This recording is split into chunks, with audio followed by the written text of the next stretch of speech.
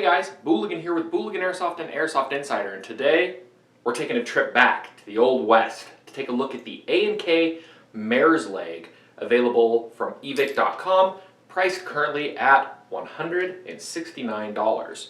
This is a full metal and real wood replica, lever action, gas powered, awesome little airsoft replica. Now you guys may recall, many years ago, I reviewed its big brother, the A&K 1892 with polymer finish. So polymer, fake wood, hollow stock.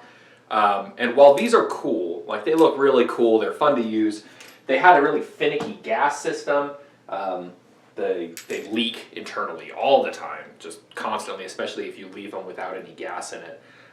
So when Evic announced the Mare's Leg, I wanted to see if I could get my hands on one to see if they've improved on any of that stuff or if they're still just a leaky disaster. Well, after about a month of using this thing, several gas loads, keeping it filled, that's kind of the important thing with this, is to keep a little bit of gas in it at all times. I'm pleased to report that most of those issues seem to have been worked out. Whatever material they're using for the internal seals seems to be a lot better. Now, this is still not perfect. I did run into one issue with it, which we'll talk about in a little bit. But first, let's go over some of the features of the Mare's Leg. As you can see, it's chopped down little, 1892. It has a hand grip here, which is strictly speaking not a stock because, well, you can't really do that. Not really doable. You have no sights whatsoever, so it's definitely one of those guys you kind of aim like that and hope you hit where you're needing to hit. You have an enlarged loop here, which makes cocking it very easy. You don't want to twirl cock this, you know, do that, kind of loop it around. Don't want to do that. While these are improved over the older ones, the mechanisms are still a little bit finicky and complicated, and stuff can go wrong pretty quick in a hurry. So avoid doing that. But the bigger loop does make it very comfortable to do that much more comfortably than the tiny little loop. You have an octagonal profile barrel, which is nice instead of the old round one. And obviously an external hammer. When you fire it, that drops. And you load it just like on the real one. You have a little loading gate here on the side, which accesses the, I believe, 25 round internal capacity. And it comes with a special loading tool. You slide it and load it up and you're good to go. You put gas in it in the front. You press this little guy on the side. That pops that up. Access the gas port.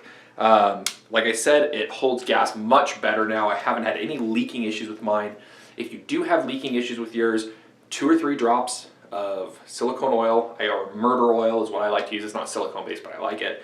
A couple drops in there, gas it up, and just make sure you keep just a little bit of gas in it. Don't let it sit there with nothing in it, because otherwise it dries out. It likes having pressure in that chamber to keep everything good and working. You have an adjustable hop-up located right here, and it comes with the correct little hex screw to do it. The loading system on these is complicated. You hope you never have to take it apart, really. And unfortunately, I did have to take it apart to a degree. I hit a point just in normal usage where it just wouldn't lock. It would open up about that much and stop. That's it. I couldn't do anything about it. I could still cock the hammer, but I couldn't manipulate the actual lever, just physically being blocked. So after a little trial and error and looking at an exploded diagram of it, which ironically, the only exploded diagram that I could find online for this type of gun was my own that I took for a review years and years ago on that one.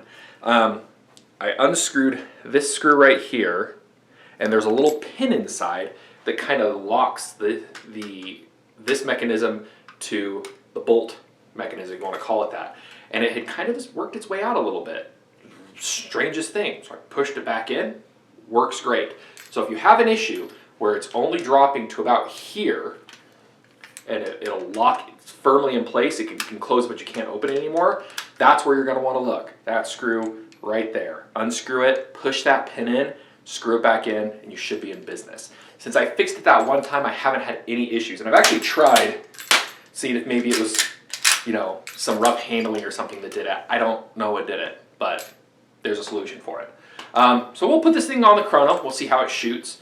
But why I got this was A, to see if they're any better, and B, because I have a custom project in mind for this, something I think you guys are going to like a whole lot. And I've got all the parts I need for it, just need to start putting stuff together. So stay tuned to a very, very cool project using this gun coming very soon. But let's go put it on the Chrono, see how it shoots. Okay, we've got the Mare's leg gassed up and filled with some .20 Grand BBs from G&G. Let's see how it shoots through the X-Radar chronograph.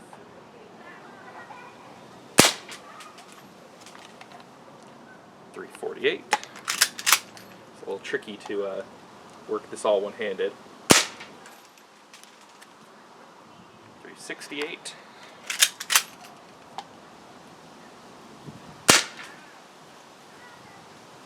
.372. Kind of the opposite of a cooldown effect here. .364.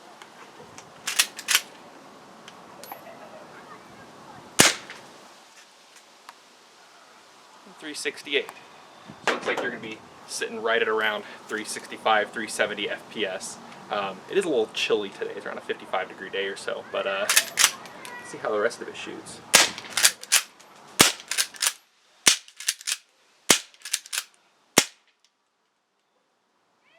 Because that enlarged loop, you can certainly get some pretty quick follow-up shots. It's a little big to be a primary, obviously, or to be a secondary, excuse me, and as a primary, it's a little interesting setup if you want to run it like that. But if you're setting up, you know, either kind of like an outlaw loadout or maybe something a little Old West style, this could definitely be the right gun for you. After I modify it a little bit more, we're going to be doing a little bit more testing on it, see how good the range and accuracy is, but it seems to be grouping pretty tight at short ranges. It's certainly shooting point of aim, which is a little tricky considering it's got no sights whatsoever. I'm going to blast through the rest of these rounds and get to the workbench. Many thanks to Evic for sending this over for us to test out.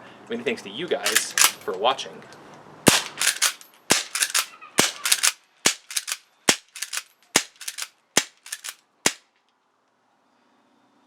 Old-fashioned rapid fire.